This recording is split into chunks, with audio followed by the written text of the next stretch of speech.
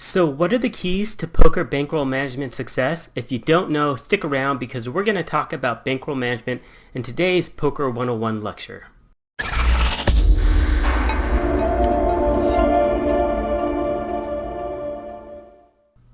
Hey, what's up guys? Alton from MicroGrinder Poker School here, and we're all about turning you into a winning poker player. So if you're new here, consider subscribing. But anyways, let's go ahead and get into today's lecture. Today's lecture is all about money matters in poker. So money matters in a wide array of different areas in poker, and that's what today's lecture is all about. It's all about proper bankroll management 101. So let's go ahead and let's get into it.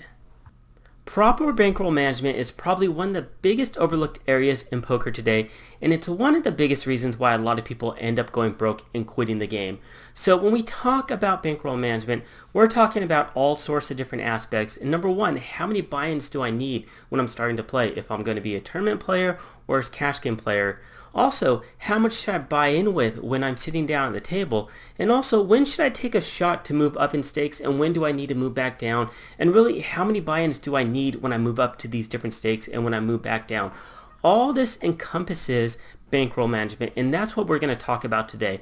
So let's go ahead and let's first off talk about how many buy-ins you need when you're starting out, whether it be MTT tournaments or it be cash games. So let's talk about that first. So you're new to poker and you decided you want to play MTTs or you want to play cash games, but you don't know how much money you need to set aside for your bankroll. Well, let's talk about that right now because it's going to be vitally important for your long-term success.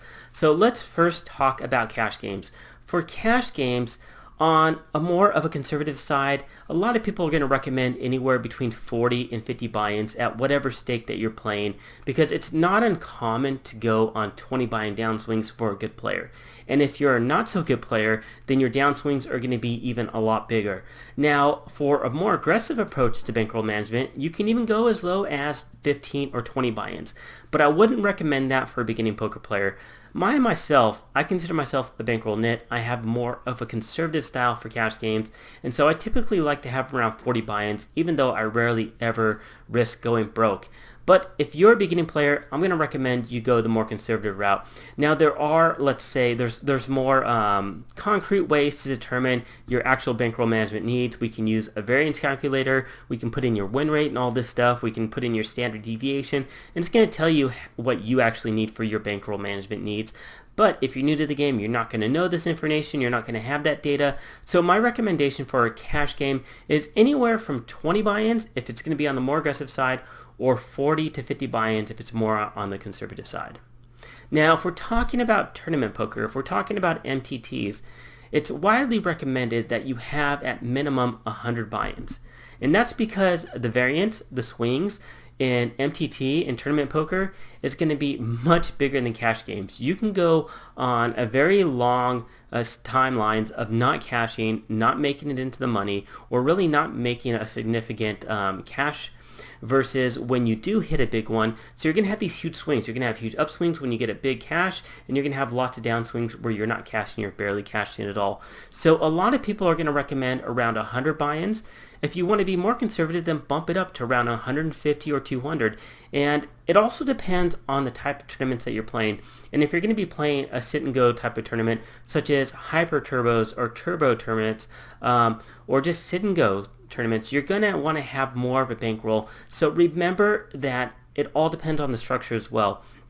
If you're playing a tournament that's more of a deep stack tournament, then the variance is going to be a little less. But if you're playing a tournament where the structure is really quick and it's more of a hyper type of a tournament, then you're going to need to have more of a cushion in your bankroll. So for MTTs and for sit and goes, anywhere from 100 buy-ins up to 200 buy-ins. And so that's for cash games and that's for MTTs, and that's really your starting bankroll requirements.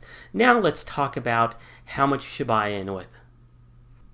So when we talk about how much we should buy in with, this actually applies to what stakes you should play and what you're comfortable with playing, both in cash games and also in tournament poker. So number one, play stakes that you're comfortable playing. So don't play stakes just because you have money set aside in your bank account. Don't pull it over into your bankroll and play higher stakes if you're not playing them, because we want to play stakes that we're comfortable playing in. So for example, if I was to sit down at 1,000 buy-in poker game, then I would probably not be as comfortable than if I sat into a poker game where it's $200. And that might be the same for you. So if you find that that's the case, you don't want to play those higher stakes games. Now, in terms of tournaments, it's the same thing. You have to look at the buy-ins, right? You could do a $10 tournament, you could do a $50 tournament, you could do a $100 tournament, you could do a $1,000 tournament. Which ones are you going to be the most comfortable in? Because if you're not comfortable in the games that you're playing, then you're not going to play very optimal. You're not going to play your best game, and it's going to affect your game. So start at the stakes that you're comfortable with. Now, if you're watching this course in this lecture, the Poker 101 course, I'm assuming you're a beginning or you're a struggling poker player. So my recommendation is start down at the bottom. If you're playing live games, play 1-2 no limit. If you're doing the daily tournaments, do maybe the $40 or $60 daily tournaments. If you're playing online, play the micro stakes, play 2NL, 4NL, 5NL, and same thing for the sit and goes or the MTTs. Play the micro stakes ones, and then as you become more comfortable, as you improve your game, then move up in stakes. So with that said, let's talk about when we should move up in stakes, and also let's talk about when we should move down in stakes. So the next section of this lecture is all about taking shots, and taking shots is when we're ready to move up, and then also when we should move back down. So you started playing, you built up a bit of a cushion in your bankroll, and you think you're ready to move on up. Well, let's talk about moving up and taking shots in this portion of the lecture. So what type of guidelines should we follow? So let's start off with a simple cash example. So let's say that you're following a 20 buy-in rule and you started playing $5 games online. You built that up, you've doubled your bankroll, and now you have 40 buy-ins for $5 games. And so now you're ready to take a shot at the games that are the higher stake, which are the $10 games. So now you have 20 buy-ins there. The question is, how big of a shot should you take, and when should you move back down? Well, hopefully when you move up, you don't have to move back down. Hopefully you play well, you're a winning player, and you stay up there. But if you go on some sort of a downswing, or if you're not playing that well, or it's just something causes you to lose, my recommendation is to take a 5 buy-in shot. So if you're moving up from $5 games to $10 games, and you have that initial 20 buy-in at $10, take a $5 shot. And if you lose $5, then jump back down to the $5 games, build back up that initial 20 buy-in bankroll at the $10 games, and take another 5 buy-in shot. Now, it's important when you do this, play the entire 5 buy-ins. So don't sell yourself short. You can step into a game, you can go on a cooler session, you could lose 2 buy-ins, and you could feel bad about your game and want to move back down. Don't do that. Play the entire 5 buy-ins. And that's really a common accepted practice for moving up in stakes. Regardless of if you're following a 20 buy-in shot, a 30 buy-in shot, or a 40 buy-in shot for your bankroll management. So, whatever your minimum amount, whether it be 20, 30, 40, or 50 buy-ins, take a 5 buy-in shot at the higher stake. And then if you're not doing so well at that, you lose 5 buy-ins, jump back down, build up that minimum amount again, and take another shot. Now, in terms of tournaments, it gets a little more difficult because a lot of people typically aren't just going to play one single stake. You'll see people, for example, online, somebody will jump into a $1 tournament. They'll see that there's a $5 tournament playing with a big prize pool. They'll jump into that. Maybe there's a $15 or $20 tournament, or there's a special tournament, and they'll jump into that. So my recommendation is if you're following, 100 buy-in bankroll management or 150 bankroll management minimum, follow it for the highest stake that you're playing. And in terms of the shots that you're taking, the shots you can take actually can be a lot bigger. So for example, if we're following 100 buy-ins versus in a cash game we're following 20, well, our cushion is 4 times as big. So in terms of that, in terms of how many buy-ins that we can lose, it can be 4 times as big. So for example, maybe we take a 20 buy-in shot at higher MTTs, and then when we lose those 20 buy-ins, we jump down to the lower ones, we build our bankroll back up to that minimum of 100, and we hope that it sticks. Now, you are going to notice, again, there's going to be a lot more variance with MTTs than cash games, so you may end up taking lots of different shots to move up in those MTTs. Another important thing that I do want to talk about is talking about stop gaps. So we talked about minimum bankroll requirements for starting to play. We talked about in terms of taking shots. I want to talk now about stop gaps for your sessions, meaning how many buy-ins you have to quit after if you lose a certain amount of buy-ins. So for example, if you lose an X amount of buy-ins, you automatically need to get up and leave. So let's talk about that right now. Stop gaps. What in the world are stop gaps? Well, stop gaps are the maximum amount of buy-ins you allow yourself to lose in a single session before you have to quit the game. So in a cash game, you need to assign yourself a stop gap, and in MTTs, you need to assign yourself a stop gap as well for a single session. So there's a couple of things that go into play here. Number one is how big your actual bankroll management bankroll requirement is. If you're following a smaller BRM requirement, so for example in a cash game 20 buy-ins versus 50 buy-ins, you have to have a much more rigid and smaller stopgap for 20 buy-ins than for 50 buy-ins.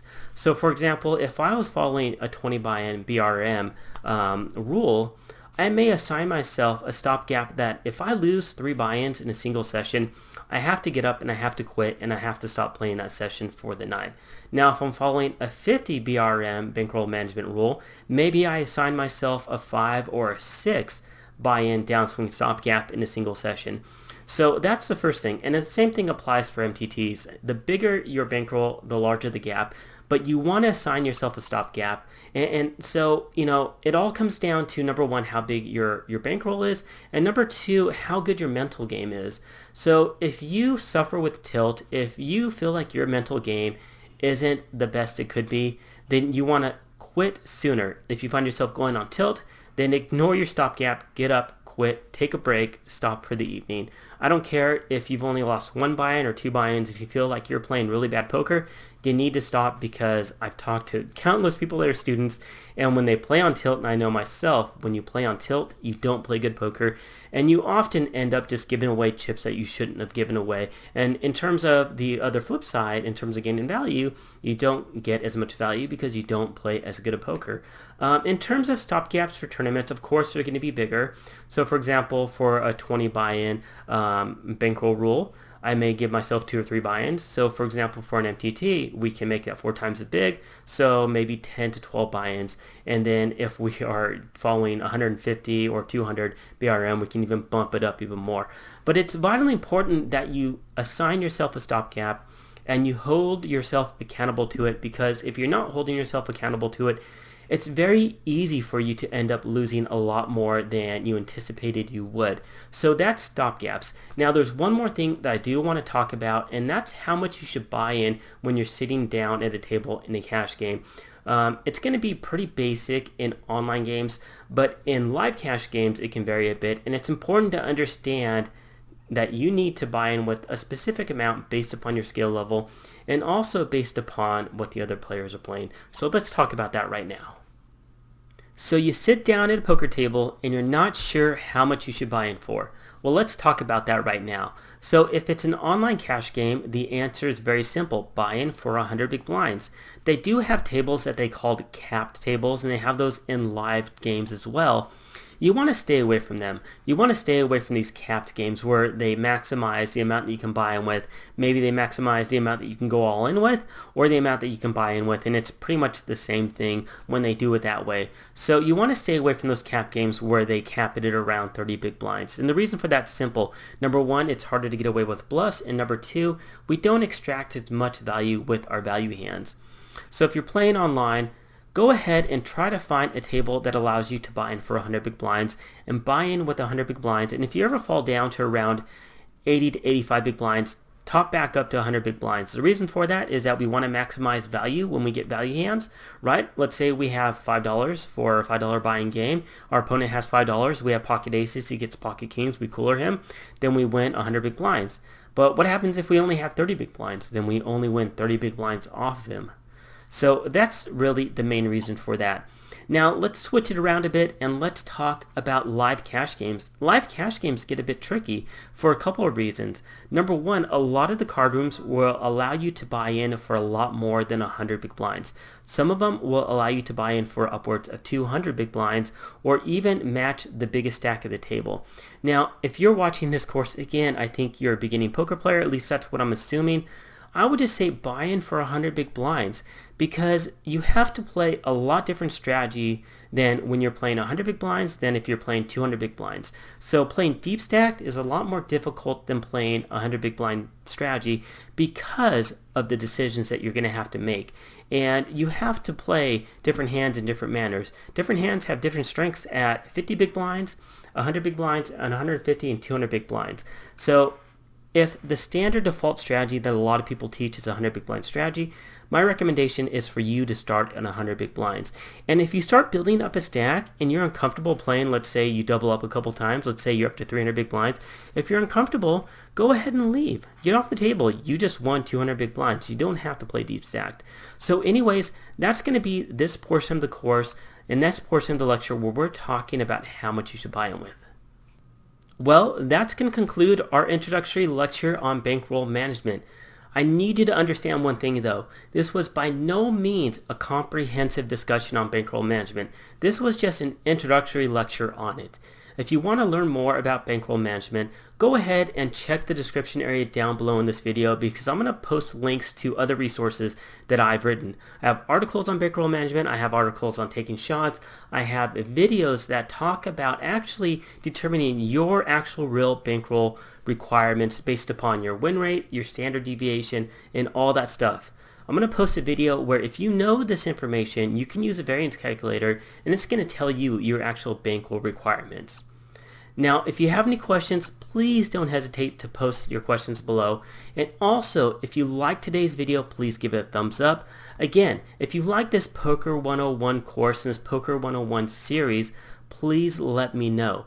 Because again, if I get good feedback on this, I'm going to continue and I'm going to do the Poker 201 and the Poker 301. But if I don't, I probably won't do those courses. Also, if you haven't subscribed, please subscribe to my YouTube channel. Go ahead and click that little subscription button down here somewhere up there. It's going to be here at the end of the video. It's going to ask you to subscribe. Please subscribe. Also, tell your friends, tell your family members. If they're interested in poker, tell them about my free stuff.